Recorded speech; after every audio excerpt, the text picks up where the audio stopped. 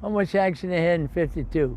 He was synonymous with youth baseball in New Orleans for nearly half a century, and this morning, the Crescent City lost a titan in the community. As far as I'm concerned, there should be some place in this city dedicated to his memory. He's that important. Firmin Sims was a graduate of Holy Cross and began coaching baseball in New Orleans as a teenager in 1951, and then went on to be an instrumental piece in helping coach and direct the Babe Ruth baseball leagues here on the Bayou.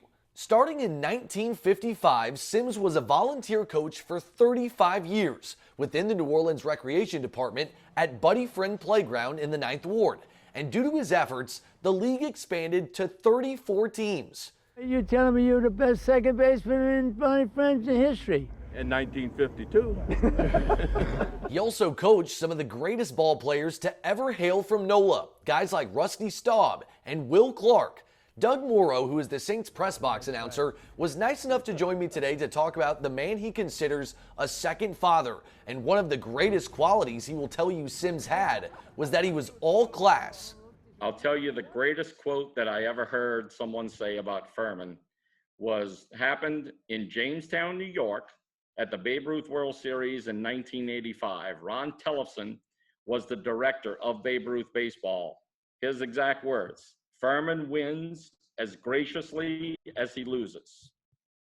That's the epitome of sportsmanship right there.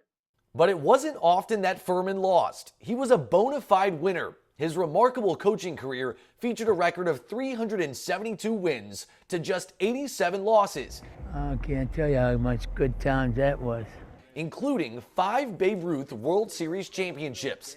And while Sims was most known for baseball, his reach even extended to the basketball court, where he was a major player in biddy basketball, both here and across the country. But most importantly, he molded the minds of our youth. As a devout Catholic himself, he also taught his players about faith, and that was evident when he shared with us the pillars of his teachings in our last interview with him back in 2015. Christ is first, teammate is second, and your mom, dad, everybody else is second. You last. And we say that every practice. Doug, what do you think it is that will be the lasting impression that you will remember about Firmin? He brought his faith out. You're prayerful. Your faith is more important than playing the games itself.